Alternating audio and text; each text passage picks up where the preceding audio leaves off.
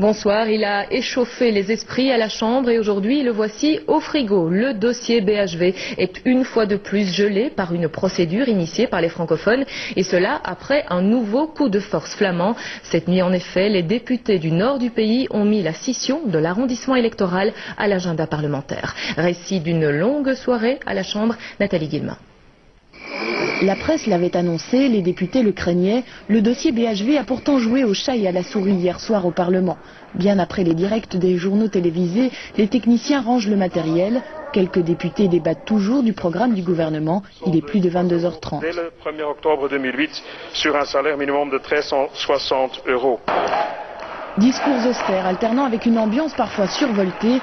De vote en vote sur la loi programme et tous ses amendements, les heures tournent. Peu après minuit pourtant, l'ordre du jour est épuisé. Reste BHV. Nous sommes le 9 mai. Ce n'est pas à négliger. L'ordre du jour de la séance du 8 mai est terminé et épuisé. Soudain coup de théâtre, au minuit et quart, interruption de séance pour savoir si oui ou non on peut ajouter un nouveau point à l'ordre de ce nouveau jour. Le coup de la date, vous ne vous y attendez pas quand même? Non, pas vraiment, mais après tout le mauvais cinéma qu'on a eu la semaine passée, ça c'est un peu trop, je pense. Après une heure de réunion de tous les groupes politiques chez le président de la Chambre, la séance reprend. Cette fois c'est sûr, BHV n'est plus très loin.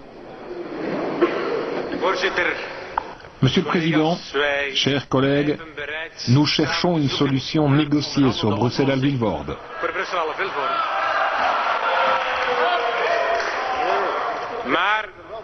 Mais nous respectons aussi les procédures parlementaires et les règles.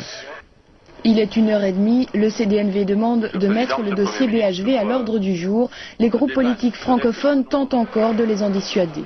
Voulons-nous continuer à vivre ensemble? J'espère que c'est oui. Mais si c'est non, ayez l'honnêteté de dire ce que vous voulez. Finalement, les partis flamands font le coup de force, 80 voix néerlandophones pour mettre BHV à l'agenda contre 60 francophones. Seuls les chefs de groupe écolo et Groen s'abstiennent. On s'est abstenu les deux chefs de groupe, Écolo et Groen, pour montrer combien ce vote est inutile. Car la parade francophone ne tarde pas, les trois partis francophones de la majorité déposent des amendements et avec l'appui d'Écolo, ils demandent leur envoi au Conseil d'État. Juridiquement, la procédure est bloquée. Politiquement, cela laissera des traces. C'est un moment pénible pour le pays, pour la vie, pour les relations entre les communautés, les grandes communautés de ce pays. Mais bon, il faudra voir dans les jours qui viennent comment on surmonte ce moment et puis arriver à réunir de nouveau à une table de négociation. On est à la frontière du ridicule et je regrette profondément, ce vote n'a aucun sens. La confiance est abîmée, la confiance est cassée et quand la confiance est cassée, il faut beaucoup de temps pour réparer. Il est 2h30 ce 9 mai, fin d'un nouvel épisode BHV et d'un vote symbolique qui déchire un peu plus les deux communautés.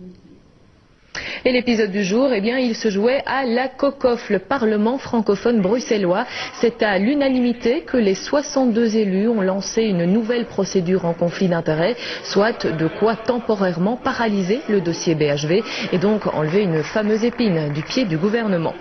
Le geste est donc posé par les Bruxellois, des élus de la capitale qui espèrent bien une contrepartie du fédéral. Jonathan Crix.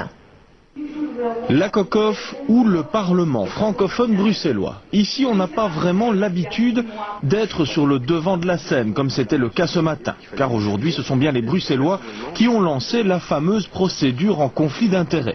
BHV est au placard pour 120 jours et le gouvernement d'Yves Le Terme ne tombe pas.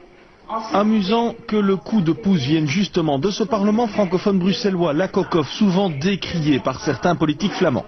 Ce qui est paradoxal, c'est que la Flandre a toujours dénié le droit à la COCOF de pouvoir utiliser ce type de mécanisme institutionnel. Donc aujourd'hui, ce sont les nationalistes flamands qui ne reconnaissent pas l'existence en tant que telle de la COCOF qui vont finalement être un peu protégés par le gang de la COCOF. En attendant, on parle de plus en plus de Bruxelles. Enfant mal aimé de la Flandre et de la Wallonie, on sent que la région veut négocier une amélioration de son sort. Et protéger le gouvernement Le Terme d'une chute sur BHV, c'est aussi lui dire qu'il faudra penser à Bruxelles dans les prochaines réformes institutionnelles. Je ne sais pas si c'est une question de générosité de la part de l'Europe. Non, je crois qu'il faut recréer le cadre de la discussion et de la prise en considération des revendications des uns et des autres. Donc il y a ce calcul. Je crois qu'il y a ce calcul, mais l'objectif c'est quand même de respecter aussi les demandes des Bruxellois et des demandes qui sont justifiées et qui sont reconnues implicitement par tout le monde. Reste à voir si les intérêts de la région capitale seront effectivement mieux pris en compte dans les mois à venir. Oui, des mois qui s'annoncent encore intenses en discussion, mais comment continuer à négocier dans le climat actuel?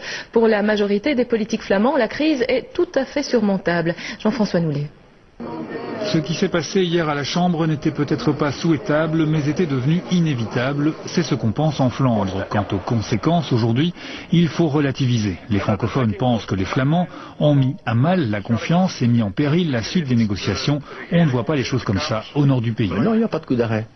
Au contraire, puisqu'on a quand même prolongé la procédure en conflit d'intérêts. Donc on a de nouveau gagné 4 mois et puis après il y a encore des possibilités de procédure.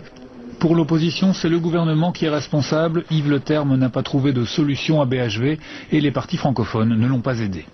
C'est aux partis qui sont dans la majorité maintenant de trouver ce compromis et au moins de chercher ce compromis. Je constate que pendant 11 mois, des deux côtés, des flamands et des francophones, dans les partis qui sont autour de la table dans ce gouvernement, on n'a pas trouvé, on n'a même pas cherché de compromis.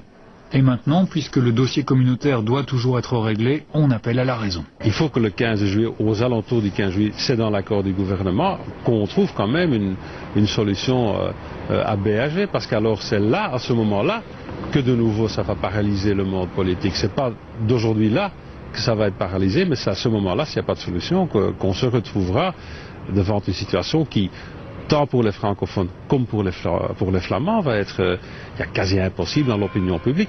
En attendant, il faut restaurer un climat de confiance, calmer les débats. Ces conditions ne seront pas simples à réunir, mais sans elles, les accords communautaires promis pour l'été seront difficiles à conclure.